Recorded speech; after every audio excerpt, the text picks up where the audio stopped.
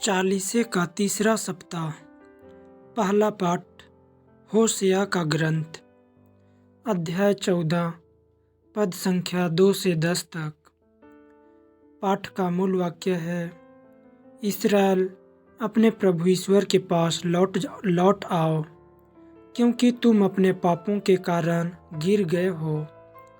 प्रार्थना का चढ़ावा लेकर प्रभु के पास आओ और उससे यह कहो, हमारा अपराध मिटा दे और हमारा सद्भाव ग्रहण कर। हम तुझे बलि पशुओं के स्थान पर यह निवेदन चढ़ाते हैं, असुर हमें बचाने में असमर्थ है।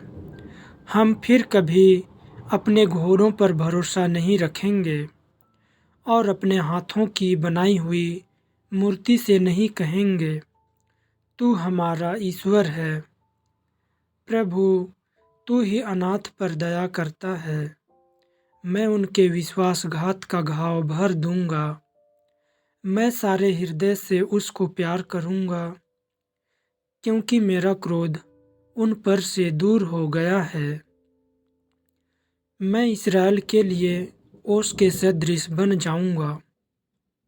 वह शोषण की तरह खिलेगा और लेबानोन के बालूत की तरह जड़ें जमाएगा।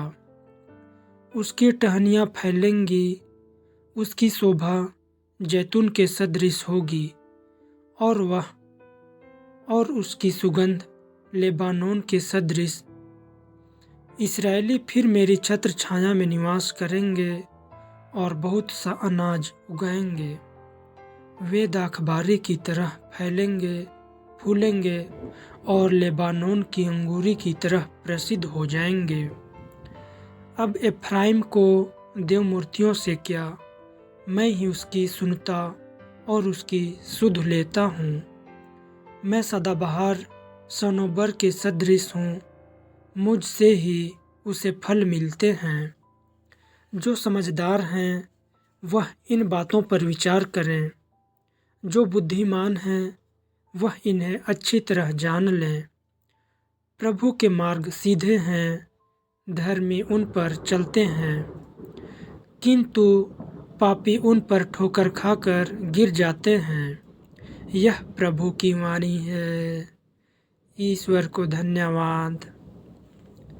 आज का पवित्र सुसमाचार संत मरकुस के अनुसार अध्याय 12, पद संख्या 28b से 34 तक।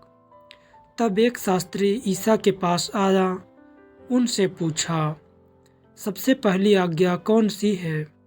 ईसा ने उत्तर दिया, पहली आज्ञा यह है, इस्राएल सुनो, हमारा प्रभु ईश्वर एकमात्र प्रभु है।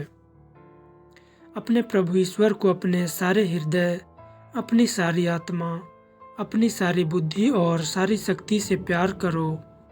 दूसरी आज्ञा यह है, अपने पड़ोसी को अपने समान प्यार करो।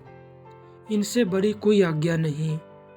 शास्त्री ने उनसे कहा, ठीक है गुरुवर, आपने सच कहा है। एक ही ईश्वर है, उसके सिवा और कोई नहीं है। उसे अपने सारे हृदय, अपनी सारी बुद्धि और अपने सारी शक्ति से प्यार करना और अपने पड़ोसी को अपने समान प्यार करना, यह हर प्रकार के होम और बलिदान से बढ़कर है। ईसा ने उसका विवेकपूर्ण उत्तर सुनकर उससे कहा, तुम ईश्वर के राज्य से दूर नहीं हो। इसके बाद किसी को ईसा से और प्रश्न करने का साहस नहीं हुआ। मनन चिंतन। ईश्वर प्रेम है।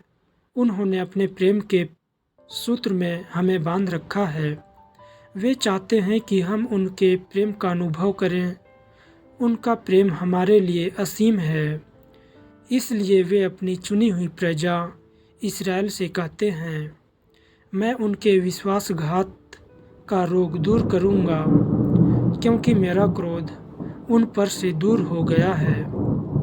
वह इसकी देखरेख करता और उनकी प्रार्थनाओं को सुनता है, क्योंकि वह उन्हें प्रेम करता है।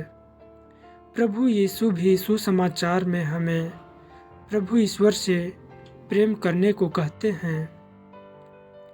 हमें प्रभु ईश्वर को अपने सारे हृदय, अपनी सारी आत्मा, अपनी सारी बुद्धि और अपनी सारी शक्ति से प्यार करना है। प्रभु यीशु न केवल प्रभु ईश्वर का प्रेम को भी प्यार करने को सिखाते हैं, बल्कि हम सब उसकी संतान हैं। जैसे ईश्वर ने हमसे प्रेम किया, उसी प्रकार हम भी एक दूसरे से प्रेम करें।